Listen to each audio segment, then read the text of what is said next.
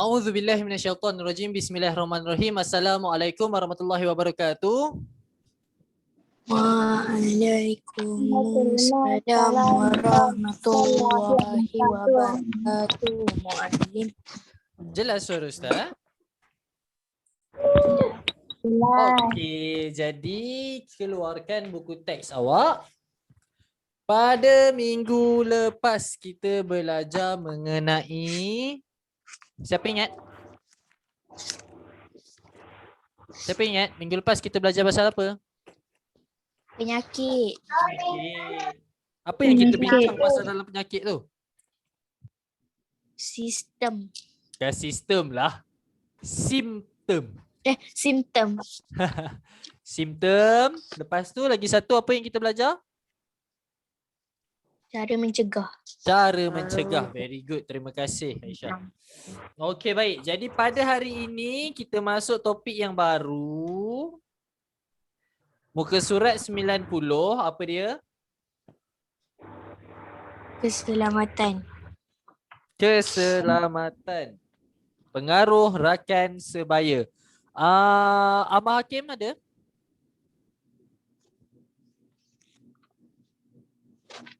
Abang Hakim ada? Memang ada. Ustaz nak dengar suara dia. Abang Hakim. Oh, Abang Hakim. Kenapa hilang pula? Hafiza. Oh, Hafiza. Ustaz memang sengaja tak nak ambil yang dah tunjuk muka ni. Yang dia diam ni. Hafiza mana Hafiza? Hello? Hafiza? Hafiza boleh tolong bacakan muka surat 90 yang atas tu?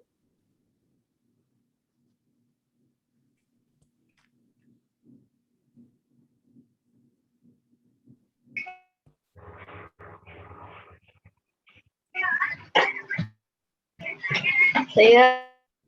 Ya, awak Hafiza, ya awak. Baca. Saya rasa line dia slow kot.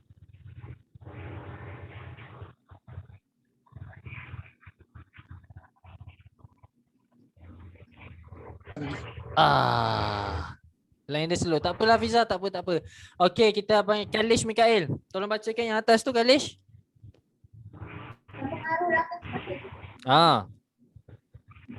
Dekat sikit mic. Mic itu yang dekat sikit. Awak tak apa. Mic itu yang dekat sikit. Okey. Sebaya ialah sekumpulan orang yang berada dalam lingkungan orang yang sama atau hampir sebaya antara satu sama lain. Pengaruh rakan sebaya banyak mempengaruhi sikap dan akhlak remaja. Oleh itu, kamu perlu mengetahui pengaruh positif dan negatif rakan sebaya dalam kehidupan kalian. Okey, terima kasih Kalish. Okey, baik. So daripada perenggan ini tadi kita faham yang rakan sebaya ni siapa? Kawan-kawan yang sama umur. Lingkungan sama umur. Sebab tu dia ada perkataan sebaya. Sebaya tu merujuk kepada umur yang lebih kurang sama. Tak semestinya sama terus, lebih kurang lah.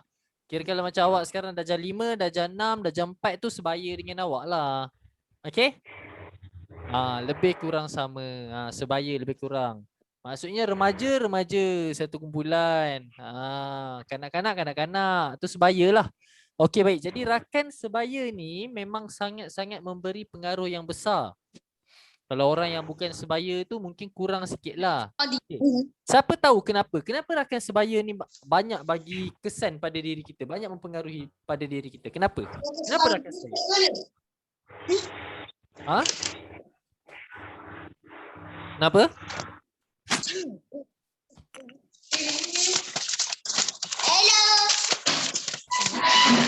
Hello. Minta tolong kelas jawab. Kenapa rakan sebaya banyak bagi pengaruh pada kita? Awak rasa kenapa? Sebab dia nak kita join. Sebab dia nak kita join. Okey, lain. Kenapa bukan orang besar? Kenapa bukan orang yang jauh lebih muda? Kenapa yang sebaya yang paling banyak sekali bagi pengaruh? Kenapa? Mudah dipengaruhi. Mudah dipengaruhi. Kenapa kita mudah dipengaruhi? Sebab kita budak-budak nanti. Tak besar lagi. Tak juga. Kalau macam Ustaz pun ada rakan sebaya dengan Ustaz. Macam Ustaz sekarang 24 kan. Okay, Ustaz ada je kawan-kawan yang 24, 23. Kenapa rakan sebaya yang mempengaruhi kita? Okey, biar Ustaz bagi tahu Rakan sebaya dia banyak mempengaruhi kita sebab rakan sebaya ni idea dia, gaya kehidupan dia lebih kurang sama dengan kita sebab dia sebaya dengan kita. Faham? Kalau orang yang lebih dewasa, mungkin idea dia berbeza. Jadi bila dia nak cuba pengaruhi kita, dia susah sikit untuk kita dapat idea dia.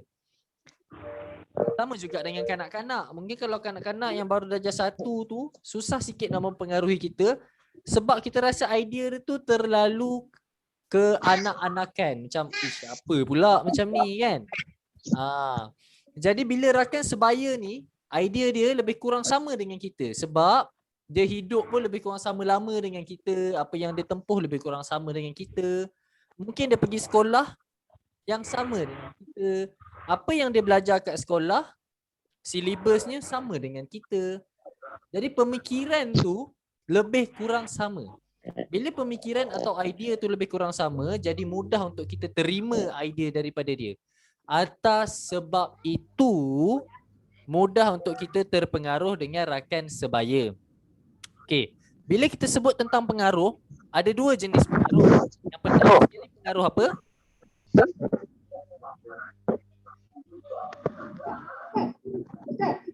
Ya, Kalish.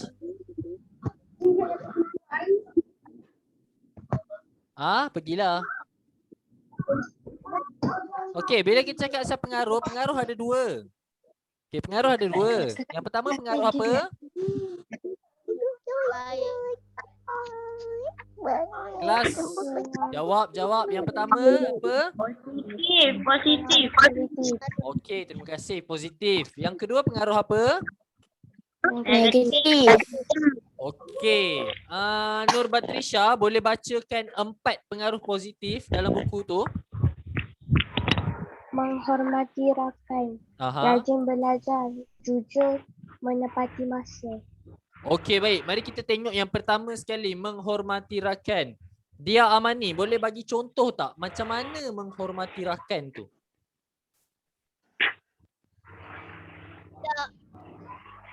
Tidak mengganggu dia punya privacy. Mengganggu privacy. Apa dia privacy tu? Contohnya? Hal-hal keluarga dia. Betul. Menghormati rakan, tidak masuk campur hal privacy, contohnya seperti hal keluarga dia. Betul. Okey, Ustaz bagi satu situasi sebab awak cakap macam tu, jadi Ustaz bagi satu situasi. Katakan ada seorang kawan awak ni, mungkin kawan baik awak, buddies awak kan, BFF awak, best friend forever awak sebelah awak biasanya sebelah ke belakang, biasa macam tu lah. Awak nampak dia sedih, dia diam untuk beberapa ketika lah, mungkin tu 2-3 minggu. Lepas tu awak pun approach dia, awak tanya, siapa yang kita nak bagi contoh nama? Aisyah lah kita tanya. Dia tanya ke Aisyah kan, Aisyah, tengok kau ni macam sedih kan, kenapa? Cerita lah. Tiba-tiba Aisyah kata, aku ada masalah family. Macam mana dia? Tadi dia cakap kita tak boleh cross that line, kita tak boleh masuk campur hal family. Tiba-tiba Aisyah kata, aku ada masalah family. Takkan tiba-tiba kita cakap, oh ya ke? Tak apa, tak nak masuk campur lah. Tu salah kau lah. Aku back off dulu lah. Okay, macam mana dia? Apa maksudnya? Kalau saya akan pujuk dia, tapi saya tak akan macam cakap saya tak akan masuk campur sangat. Saya hanya pujuk dia untuk pembiriakan dia. Sangat bagus. Okey, bagi yang tak dengar suara dia tadi agak slow, dia cakap tadi dia akan support dan dia akan pujuk, nasihat pada Aisyah lah, tapi dia takkan sehingga dia pergi kat rumah tu sehingga dia masuk campur dalam family tu. Itu satu contoh yang sangat baik, okey. Jadi menghormati rakan ni contoh lainnya, Ustaz boleh bagi contoh lain menghormati rakan adalah daripada segi barang-barang peribadi. Dia hormat rakan tu punya pencil box. Dia taklah pergi-pergi tiba-tiba ambil pensel member kan, pakai tak minta. Contoh lain lagi yang Ustaz boleh bagi yang agak common untuk berlaku di sekolah adalah situasi ejek mengejek. Jadi menghormati rakan ni adalah rakan yang tidak mengejek rakannya. Contohnya tahu mungkin peribadi fizikalnya, mungkin dia tempang. Kelas ni tak ada yang tempang kan. Mungkin dia tempang atau mungkin dia juling. Kita ejek dia. Jadi itu tidak menghormati rakan. Okey, baik. Seterusnya adalah rajin belajar. Rajin belajar rasanya semua faham. Maknanya rajin belajar ni dalam konteks pelajar seperti awak, maksudnya menyiapkan kerja-kerja yang diberi oleh guru. Okey, tu rajin belajar. Lepas tu buat ulang kaji. Okey, seterusnya jujur. Okey, baik. Jujur. Jujur Jujur Siapa kat sini rasa kawan-kawan dia banyak menipu? Saya. Kan? Kita realitinya kita tahu kawan-kawan kita banyak yang menipu, betul tak? Tapi kita masih lagi berkawan dengan dia orang, betul ke tak? Betul. Kan? Siapa yang sini rasa kawan dia tak pernah pun tipu dia? Ada nak nipu Arman. Dia nak nipu. Ada kawan nipu tapi bukan kawan yang betul. Bukan kawan yang baik lah. Okey, kalau kawan yang baik, awak ada kawan baik yang Tak pernah. penipu tak? Tak ada? Tak ada. Nope. So awak tak berkawan baik dengan penipu lah. Bagus. Itulah point, Tapi saya itulah baik dengan apa yang Arman. kita belajar hari ni. Kalau kita tahu dia tu penipu tegar, kita tak boleh buat dia kawan baik. Okey? Tak boleh. Sebab nanti dia akan ajar kita untuk menipu. Tapi kita tahulah manusia ni memang kuat menipu. Kan ada je benda-benda kecil-kecil, tiny little things yang dia tipu. Contohnya macam dah makan ke belum? Dah, tapi sebenarnya belum makan. Siap tak kerja? Siap, tapi sebenarnya tak siap. Bawa tak benda tu? Bawa, tapi sebenarnya tak bawa. Benda-benda yang kecil-kecil macam tu. Kan? Ada kan? Ada. Okey, baik. Ustaz nak pesan, kadang-kadang benda-benda yang kecil macam tu, sebelum kita tipu, cuba kita fikir dulu kenapa aku perlu tipu. Itu cara mudah dia. Kenapa aku perlu tipu? Contohnya macam bila cikgu tanya, siap tak kerja ni? Lepas tu kita nak jawab dah ni. Cuba kita fikir, kenapa kita tak siap kan? Lepas tu kita fikir, kenapa aku perlu tipu? Sebab apa korang kena jawab siap? Walaupun tak siap. Sebab apa? Ada sebab tak? Takut kena Oh, marah. ada sebab. Okey, apa Saya sebab dia? Sebab awak biasa buat benda ni. Saya nak tahu apa sebabnya awak akan menipu benda ni. Takut kena pukul. Betul. Takut kena marah, takut kena denda. Kalau awak takut kena marah, sebelum awak tak siapkan kerja tu, awak tak takut? Tak. Kenapa? Sebab kita rasa kita padahal tak boleh siap. Sebab awak rasa awak boleh siap kan, tapi rupanya tak siap.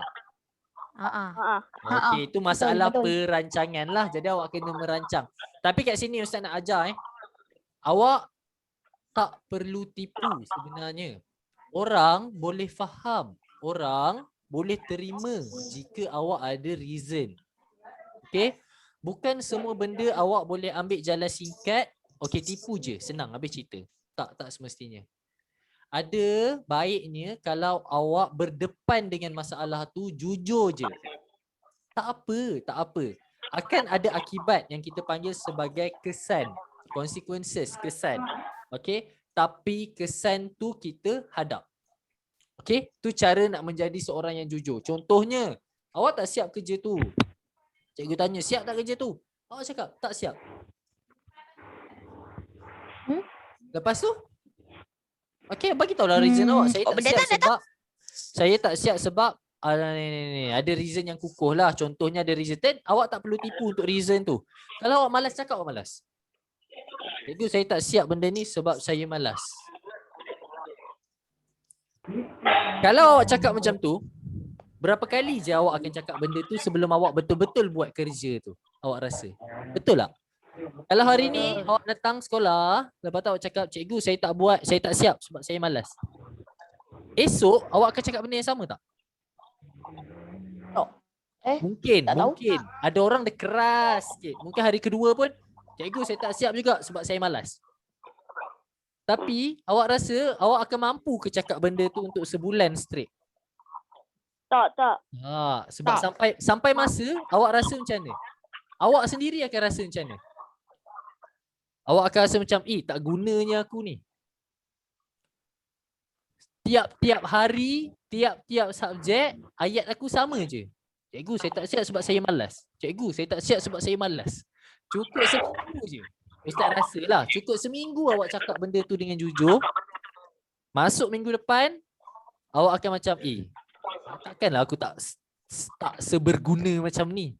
Betul tak? Lepas tu awak akan cuba untuk buat kerja tu. Betul tak? Betul. Kan? Betul. Betul lah kot. Sebab tu ada baiknya jujur. Katakan kalau awak ada mencuri duit daripada ibu awak. Katakan ini sebagai contoh sahaja di rumah lah. Di rumah kadang-kadang ada tempat tabung yang mana ahli keluarga akan letak macam duit lebihan-lebihan beli kat kedai runcit. Dan akan letak lah situ duit RM5, duit RM1. Kadang-kadang ada duit RM10. Siapa kat rumah ada benda tu? Ada kan? Macam rumah ustaz memang ada lah. Macam rumah ustaz memang ada benda tu. Ada bahagian tu. Tapi kita kadang-kadang biasalah sebagai kanak-kanak ni kita ada terambil kan. Lepas tu ibu kita mungkin akan tanya, lepas tu kita akan menipu tentang benda tu. Betul tak? Okay. Katakan kalau kita cuba untuk terapkan nilai jujur tu dekat situ. Kita bagi contoh. Kalish, Kalish ada ambil duit tak? Ada? Esok Kalish ada ambil duit tak? Ada. Awak rasa-rasa ibu awak akan dapat kesan tak? Oh, dia ada masalah tak cukup duit. Mungkin dia perlu untuk beli ini dan ini.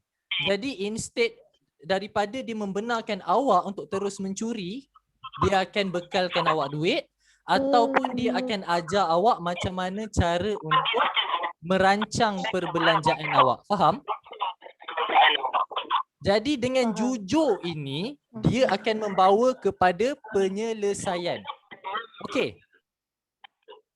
Sebab sampai bila pun tak selesai selagi mana awak tak jujur. Itu point dia. Faham? Yang terakhir sekali, menepati masa. Okey. Jadi Ustaz rasa awak semua familiar dengan perkataan sidai. Familiar tak? Familiar tak? Member sidai member, familiar tak? Sidai apa tu Ustaz? Maknanya dia biar member dia tunggu lama-lama. Member dia tunggu dia. Kita jumpa pukul 2. Okey, set. Pukul 3 sampai. Pernah berlaku? Pernah selalu. Siapa yang selalu tu? Pernah berlaku? Saya. Okey, apa yang awak rasa waktu awak tunggu kawan awak tu? Marah. Nak marah, nak kan? marah. Bengang kan? Jadi it is not. Okey, bukan benda yang baik untuk awak buat. Bukan dan takkan jadi benda yang baik untuk awak buat untuk biar orang tertunggu-tunggu, untuk awak tidak menepati masa. Faham? Jadi itu adalah pengaruh-pengaruh yang baik. Okey, kita teruskan dengan Nur Batrisha. Nur Batrisha boleh bacakan 4 pengaruh negatif yang kat bawah tu? Membuli, penyalahgunaan bahan inhalan, Alright. cap rokok, pontes sekolah. Okay, kita dah belajar kan last tak tahu berapa minggu yang lepas. Awak semua kena buat poster tentang penyalahgunaan bahan inhalan. Ingat? Ingat? Okay, baik. Itu adalah contoh-contoh pengaruh rakan sebaya yang negatif. Siapa sini ada rakan sebaya dia yang isap rokok? Ustaz takkan tanyalah siapa yang isap rokok tu. Ada tak kawan-kawan awak yang isap rokok? Tak ada. Dulu ada. Oh, dulu ada. Sekarang dah berhenti. Ha? Ya, sekarang berhenti. Okay, that's good. Cakap kat dia tahniah. Sangat bagus berhenti merokok. Okay. Kalau awak tak ada kawan yang merokok, jadi kita tak payah bincang lah pasal yang tu. Cuma Ustaz akan bagi warning lah. Okay, Ustaz akan bagi peringatan lah. Di masa hadapan, cuba elakkan untuk mempunyai rakan sebaya yang merokok. Okay? Tapi katakan, okay? Dah memang kawan baik kita tu isap rokok. Kan? Apa tindakan kita?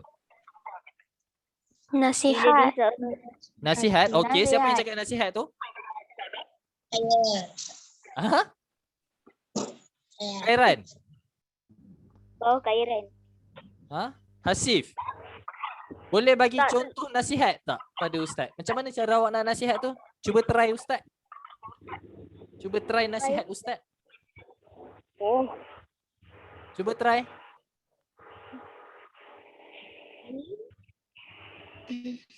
Saya boleh ikut. Siapa boleh? Ni Ustaz tengah isap rokok ni. Saya. Eh. Saya. Apa nasihat dia? Cuba try cakap. Macam mana nak cakap? Kenapa isap rokok? Kenapa isap rokok? Bukan tak elok. Nanti paru-paru boleh hitam. Serius? Awak nak cakap macam tu? Kenapa isap rokok? Awak nak tanya Ustaz?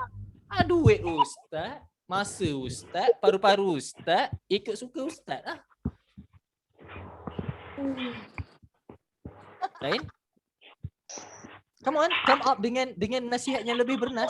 Yang lebih bernas. Yang tadi tu tak pakai. Lain. Nasihat.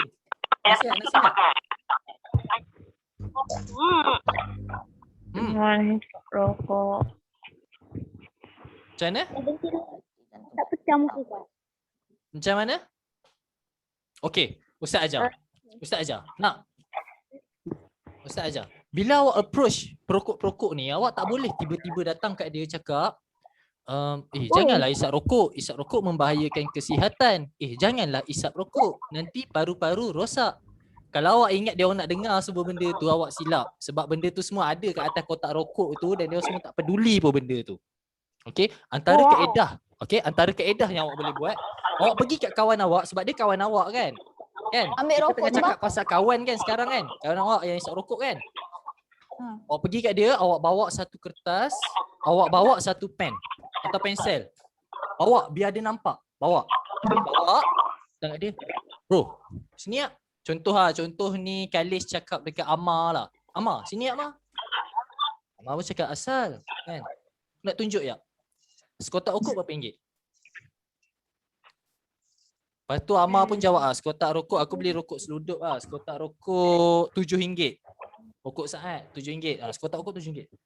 Ma, ni aku tunjuk kau. RM7 sehari kau isap sekotak 2 hari. Lepas tu seminggu berapa ringgit kau habiskan? Bagi dia kira. Lepas tu Amar pun kira kan. Amar kira dalam RM18 kot. Kan, termasuk lighter apa semua. Lepas tu kadang-kadang beli batang. Mungkin RM15 lah. Cakap dia, Amar, RM15 seminggu mah. Kalau kau beli benda lain, kita kan kawan dia, mungkin kita tahu apa yang dia minat. Mungkin dia minat Dragon Ball. Hot Wheel. Kalau kau beli Hot Wheel dah banyak dah koleksi kau. Nampak tak?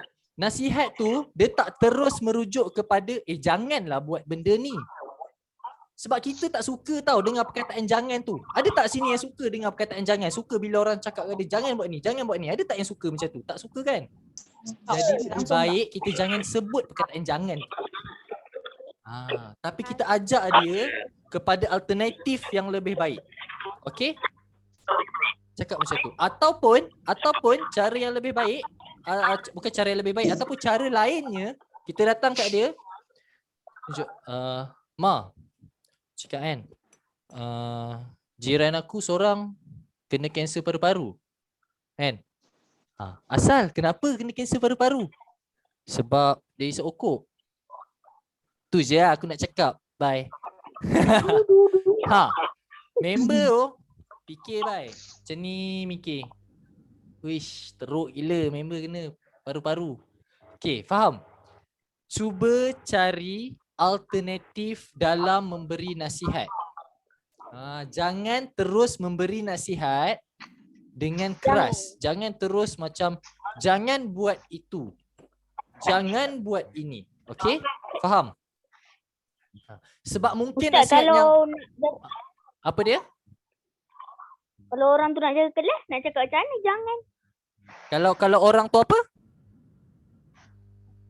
Nak jaga kelas. Oh, nak jaga kelas. Okay, Ustaz bagi Jangan. contoh Okay, benda ni sangat berkesan Instead of Jangan. daripada awak cakap jangan berlari, baik awak cakap duduk. Daripada awak cakap jangan berlari, awak cakap duduk. Contoh sekarang ni dalam kelas, contohlah sekarang dalam kelas, Kalish tengah berjalan-jalan atau tengah berlari-lari. Contoh je, Kalish ni baik. Saya bagi contoh je. Okey, dia tengah lari-lari, jalan-jalan kan. Lepas tu tiba-tiba Aisyah nak suruh Kalish duduk. Betul tak? So, daripada Aisyah cakap, Kalish, janganlah lari-lari. Orang tak dengar.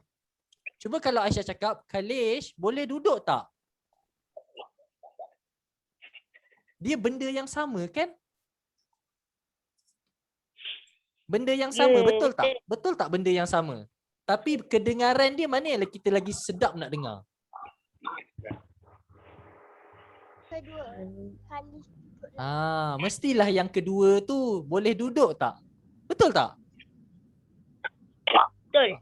Kalau orang bising, daripada kita cakap jangan bising, kita tukar kepada apa? Diam dah boy. Boleh diam tak? Kan? Boleh diam tak? Boleh diam tak? Korang boleh diam tak? Instead of jangan bising. Jangan tu, perkataan jangan tu kita dengar kat telinga kita ni sakit. Betul tak? So nanti bila awak ada adik-adik, siapa yang ada adik-adik kecil kat rumah, elak akan cakap jangan tu. Tapi terus bagi dia solusi. Bagi dia terus apa yang sepatutnya dia buat. Sebab kita halang dia buat daripada apa benda yang dia tengah buat tu. Kita halang. Tapi kita tak bagi tahu apa benda yang dia sepatutnya buat. Kita kata jangan berlari. Dah tu otak orang yang terima tu dah kalau jangan berlari nak buat apa? Tapi kalau kita kata boleh duduk tak? Dia dah terus kepada solusi dah. Duduk. Itulah dia solusi dia, jawapan dia, duduk. Waktu tu dia tengah berlari. Boleh duduk tak? Okey, duduk. Settle. Kalau dia tengah berlari, jangan berlari. Okey, lepas tu nak buat apa? Faham? Faham tak? Faham tak? Faham. Okey. Itu adalah cara-cara untuk menasihati rakan-rakan. Okey, baik. Jadi kita ada pengaruh positif dan pengaruh negatif. Siapa yang membawa pengaruh positif, gunakan nasihat-nasihat yang berkesan kepada kawan-kawan awak. Siapa yang kita rasa dia ada personality ataupun pengaruh yang negatif, kita cuba jauhkan daripada perkara negatif itu. Tapi dalam masa yang sama kita cuba untuk nasihat dia ke arah yang lebih positif. Okey? Jadi dalam buku tulis awak hari ni, tulis hari, tulis tarikh. Tajuk adalah pengaruh rakan sebaya. Tajuk adalah pengaruh rakan sebaya. Okey, Ustaz nak awak tulis 4 nilai positif yang tak ada dalam buku dan 4 nilai negatif yang tak ada dalam buku. Okey?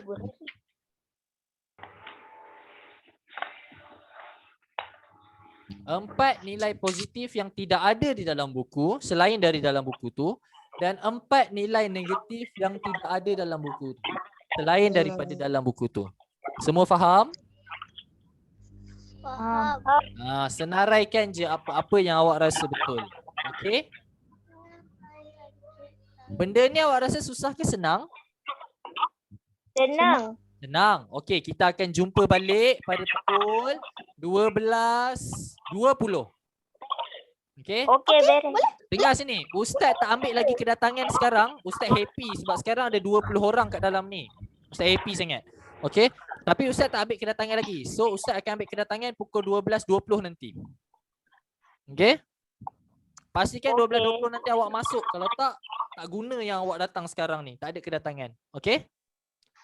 Kita akan bincang jawapan tu sekejap lagi. Apa lagi bendanya yang selain daripada dalam buku tu.